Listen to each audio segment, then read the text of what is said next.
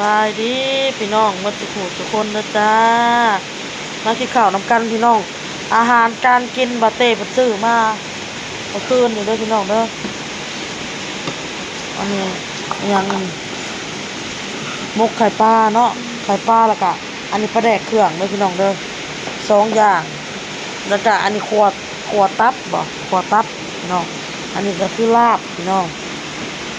แล้วก็มีมกปลาเนี่ยมกปลากินแล้วบะเต้ไปซื้อมาเมื่อคืนนี่พี่น้องเลยไปซื้อมาแล้วผัดว่าใครก็กินอิ่มมันเลยเนาะกินแกงหน่อไม้เนี่ยแหละพี่น้องแล้วก็อ้นกับอยากเมื่อคืนกับบกินนะพอสิลดหุ่นพี่น้องขอสิลดความอ้วนมาพี่น้องเนาะ ก็เลยบกินข้าวมันค่ำนะมันดึกแต่พี่น้องก็เลยบกินแม่คอยบอกให้คอยลดหุ่นคอยก็เลยสิลดหุ่นมาพี่น้องเนาะคอยสิพังความแม่คอยแล้วก็พังความFCนำ FC กันแนะนำหลายมากินข้าวนำกันพี่น้องอันนี้จักซีเมนลาบยังพี่น้องมาเอาโตรับกินนมกินข้าวกินนมติดข้าวมาติดนะก็มีติดนะฮะมันก็บ่ได้โตอันละโซ่นะป้อนเอาตัวนี้ไปนี่จ้ำน้ำตัวนี้ป้อนเพิ่นนี่น้ำนี่ก็ได้นี่นะเอาโตนอนพัดตื่นเด้อพี่น้องเด้อ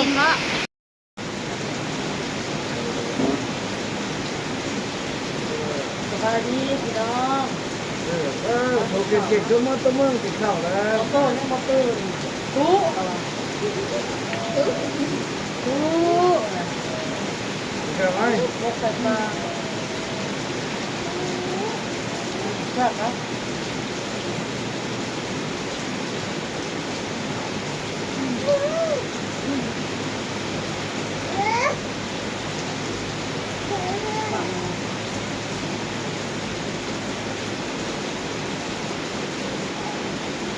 น้ำไม่ลง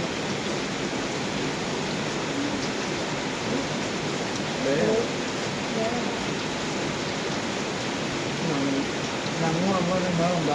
ำคุณเด้อหลาน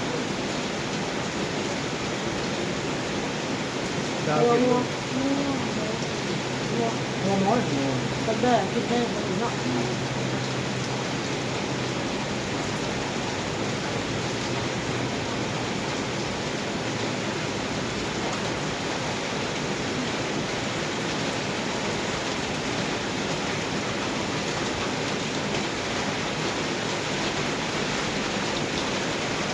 บรรยากาศฝนตกเนาะ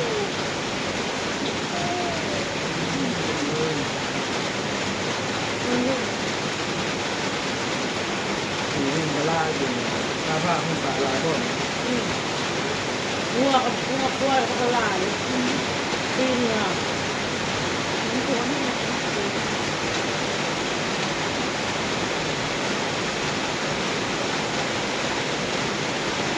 มันไม่ยกแล้ววะ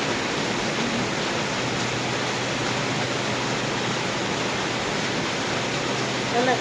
พอจะให้แม่พามาถึงที่น้ำถึง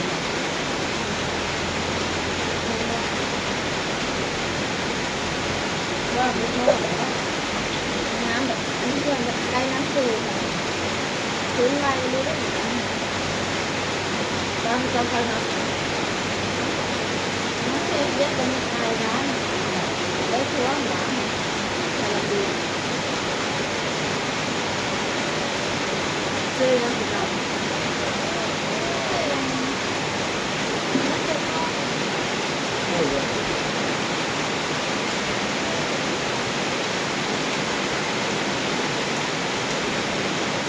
กินมะพร้าวอะไรนะ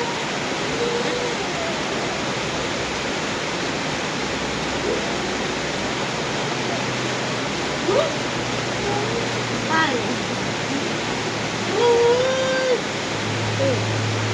ได้ไหมป่า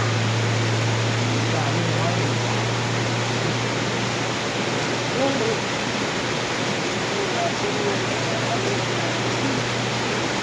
เริ่มมาว่า ตุ้มม่อนมีข้าวมีสูงพ่อหนูไปไหนหนูตู้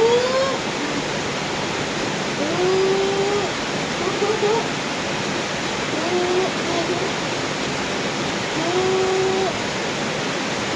มีความรู้สึก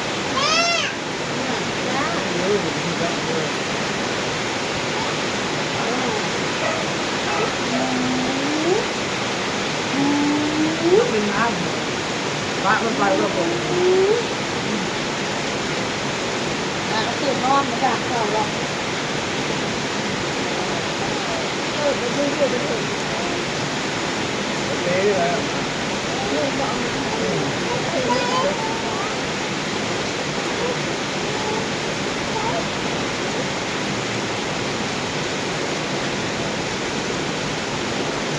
ื่องมากจะมาเลย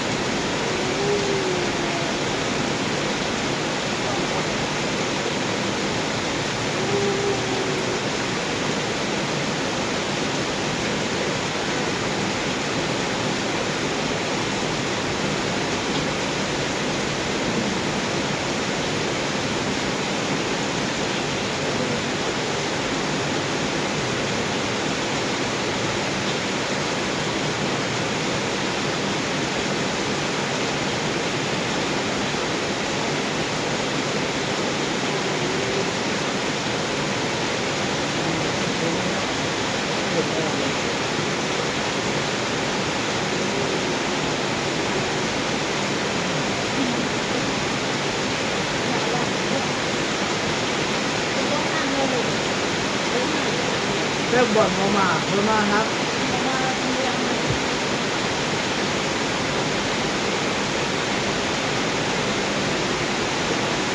โอ้ยฝนตกแห้งแต่เสียงงงแล้วแท็กซี่จะได้ยินเนาะ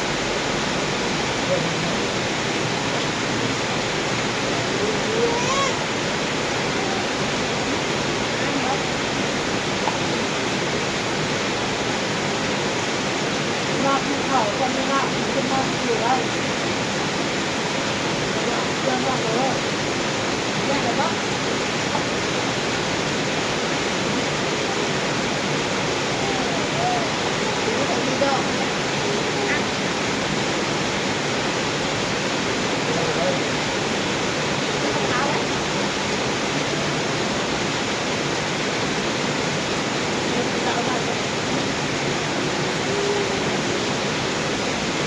พูดเรื่องไม้ยางนะใช้ตัวข้าวไว้ไม่ดูดูเลยผมพวกเอารถขึ้นบอกเราบ้างแล้วเราแล้วผมลาแล้วไปเนี่ย ไปไม่ไหว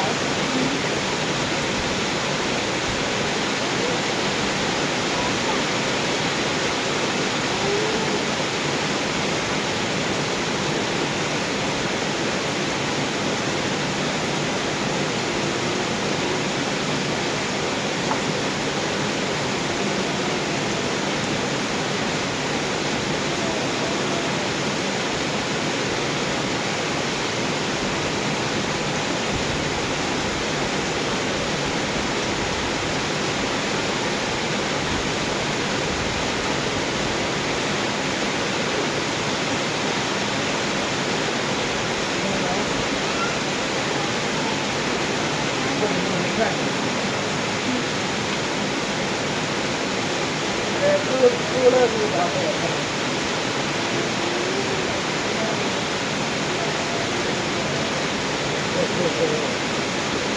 น้อยเป็นไรไม่เดียวไม่ต้อง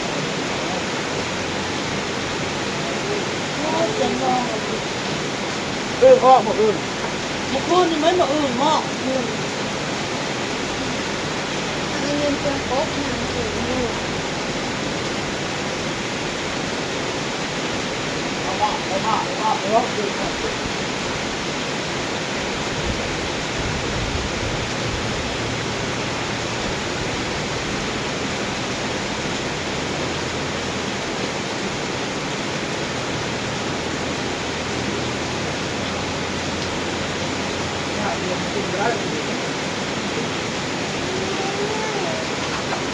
ได้ระบบ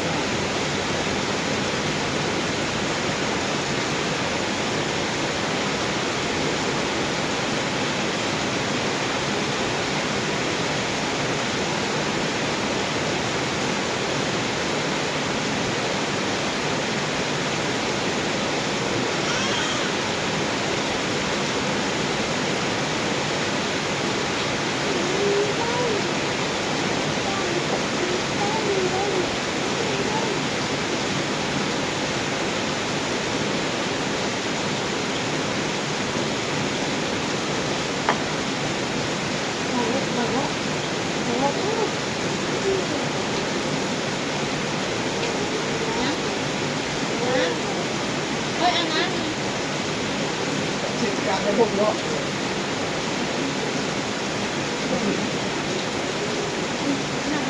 ไปเดี๋ยวพี่น้องคลิปนี้ก็ได้พอกันคลิปหน้าจ้าพี่น้องสบายดีบ๊ายบาย